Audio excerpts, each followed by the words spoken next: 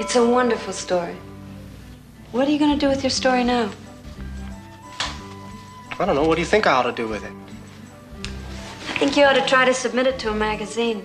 Try to get it published. Hold on, old woman. Old woman. Old woman, time to drink. For you or me, huh? Where do you reckon it is by now? Probably still sitting at Ike Godsey's post office. John Boy has no sense of time or space. Take the train to get from Charlottesville to New York? About 12 hours, I imagine. How's your handwriting these days?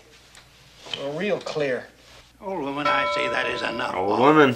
I mean, I'm very flattered that you enjoy the old show. Say that is enough. Off. Enough if you want to go around the county looking like General Custer. In the 70s, they had long hair. Which is when the show aired. I'd say that's enough. Now look, you're getting hair all over the floor. He's letting his freak flag fly. Like David Crosby. Kind of looks like a thinner, taller David Crosby. Yeah. That's pretty funny. And they even have their secretaries do it for them. Oh, feel free to laugh instead of telling me it's funny. It will be a cold day in July when I let that Delilah get her hands on my head of hair again. Well, why don't you just let Ike Godsey cut it? Oh, Ike, he has got his heart in barbering. He'll just let you sit in the chair while he goes prancing off to peddle the 3-cent stamp. Ike just leaves the person in the barber chair With the behind. shaving cream on their face. What is it you write about exactly? Nothing, Mama. Mostly it's about us. You know, the family. John Boy's on the right track because he knows he can only write what he knows about. Right. He's also a good worker. He does the family well, but he also is doing this. Yes, he's letting his childish impulses take the better of him. If you know that John Boy is the writer of this show, too, like, that's why he wrote about his family. When I was growing up there with my brothers and sisters, I was certain that no one on earth had quite so good a life. In the present day television shows, this is all done through texting and someone's smartphone as a plot device instead of using the mail. Absolutely. AKA a future hell. I sent a text to her and she hasn't responded. She's ghosting me.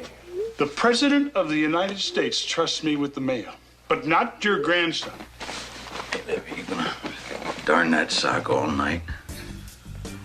Got another one to finish after this.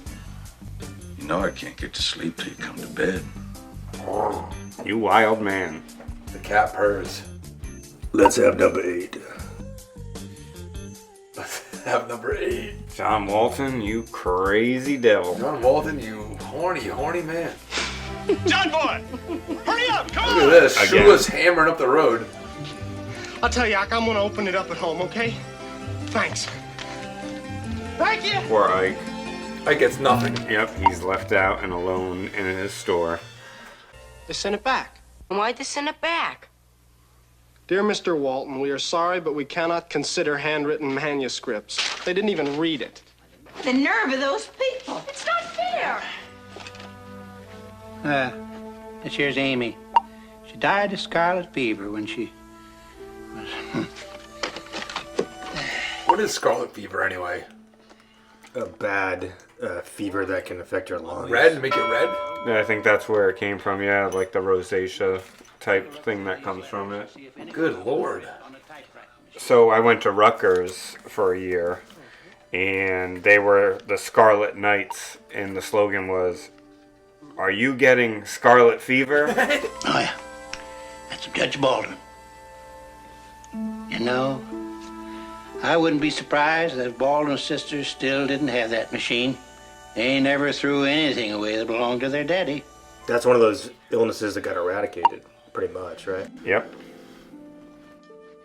We never hear about that anymore. Tuberculosis isn't really around too much. Polio. No, they said that polio started coming back, though. I don't know if you guys have seen any of that. Tuberculosis, too, like in small numbers. Yeah, that's scary, though. Now, Grandpa just alluded John Boy to the Baldwin sisters have an old typewriter.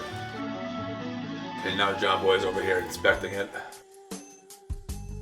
Let's have number 8.